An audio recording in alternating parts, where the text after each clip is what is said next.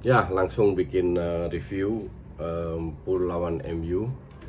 Yang menurut gue pertandingan sangat seru sesuai dengan labelnya, walaupun tim mediocre lawan tim juara, calon juara, pasti juara musim ini.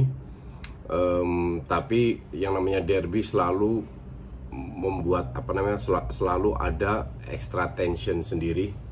Dan malam ini dibuktikan babak pertama untuk Liverpool, babak kedua 30 menit terakhir babak kedua lebih untuk Man United.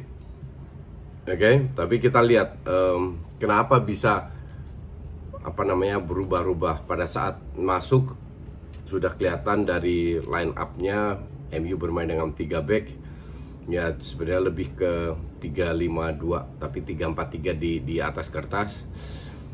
2 back turun ke bawah lawan Liverpool yang tidak beradaptasi bermain seperti biasa yang mereka lakukan. Babak pertama jelas-jelas sangat berbeda banget dengan babak kedua. Kalau lu lihat statistiknya juga dari sisi shot on target dan lain-lainnya jauh banget. Di babak pertama Liverpool melakukan 6 shots dan Liverpool hanya 3, dan 1 bahaya banget yang gue sebut tadi di Twitter, gol jatuh dari langit. Tapi kalau kita melihat nyaris peluang jatuh dari langit, Pereira nggak masuk, crossing dari Fred dari kanan, praktis itu satu-satunya peluang yang dimiliki di babak pertama Liverpool. MU benar-benar diobok-obok. 2 menang 55%, akurasi umpan itu 81%. Ball possession 59%. Nanti gue kasih gue tunjukin statsnya. Jadi dari sini pun sudah kelihatan bahwa yang dilakukan MU di babak pertama itu murni hanya bertahan. Dan yang bikin gue agak gue kan selalu bilang bahwa Liverpool main tahun ini itu tidak sebagus musim lalu. Musim lalu mereka sering kali menguasai babak pertama dan gue bermain konsisten. Dan musim ini babak kedua itu sering ngedrop, atau kalau enggak babak pertama main jelek, babak kedua lebih ngegas. Tapi memang harus diakui bahwa efektivitas Liverpool ini sangat tinggi. Mereka nyaris bertahun-tahun bermain dengan komposisi yang sama, strategi yang sama, pemain-pemain sama, dan lebih dilatih dari sisi akurasi passing, terutama crossing. Beruntung hari ini crossingnya nggak terlalu bagus. Alexander-Arnold tidak terlalu bagus di crossingnya. Bahkan salah satu pemain yang terbaik itu justru di lini tengah, Van Dijk, Henderson dan Wijnaldum. Tapi ya kalau pemain depan nggak bisa cetak gol, masih ada seorang Van Dijk.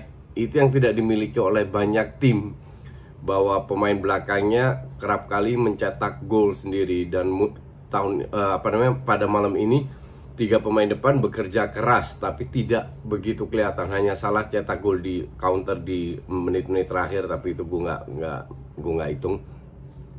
Secara overall Man United juga sangat berubah gaya bermainnya.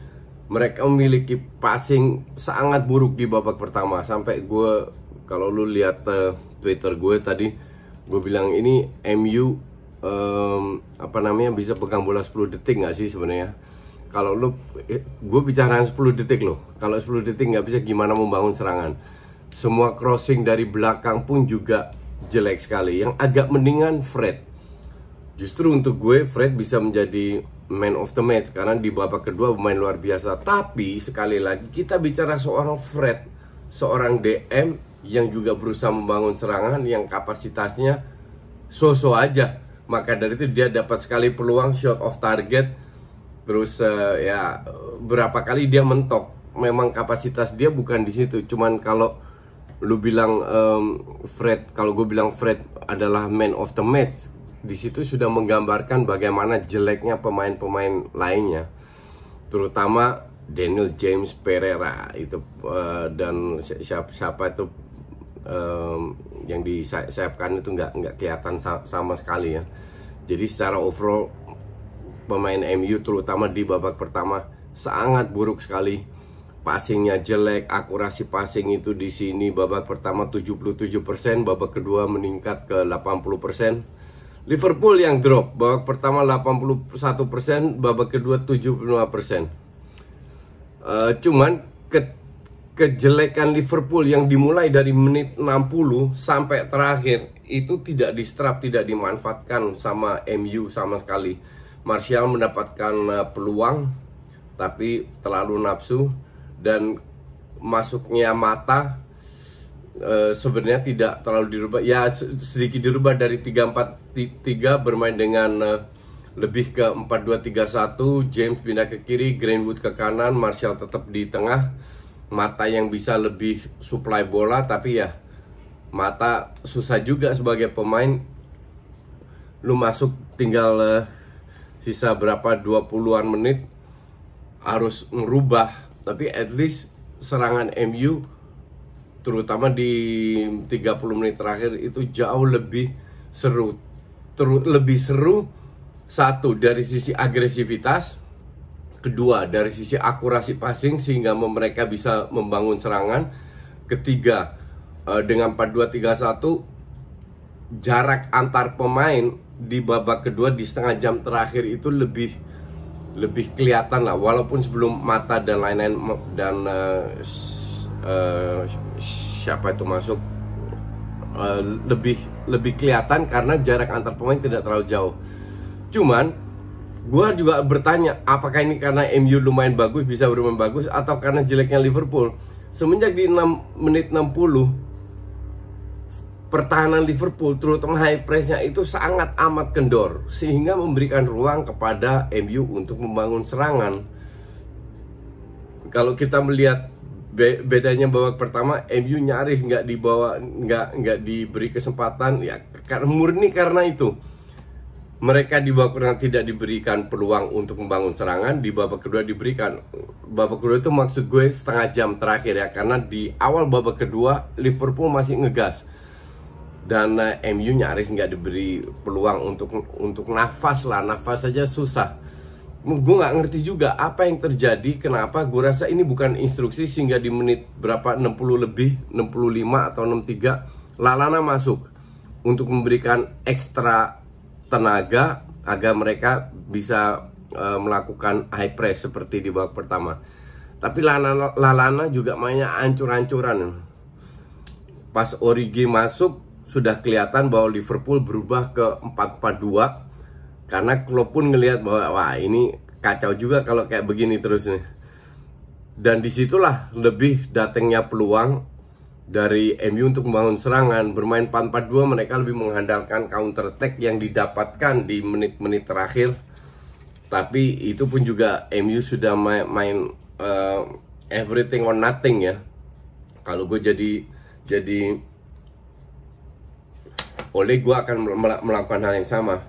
Ketinggalan hanya cuma 1-0. Dan match ini kalau gue bilang, kalau seandainya jadi 1-1, seandainya golnya Martial tadi masuk, itu peluang gede banget. Itu Liverpool harus ngaca sendiri, salah sendiri. Maka dari itu berapa kali gue dengar Van Dijk bilang kita masih harus banyak bermain lebih bagus lagi. Karena gue rasa Van Dijk pun tidak begitu puas dengan permainan Liverpool, selalu tidak konsisten walaupun menang terus.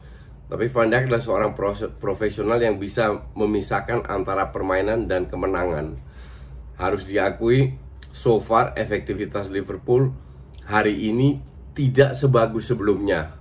Tapi ya, you win the game, mental juaranya itu sudah dapat. Walaupun digempur habis-habisan 30 menit terakhir, tapi mereka masih bisa nyolong gol kedua lewat Alisson.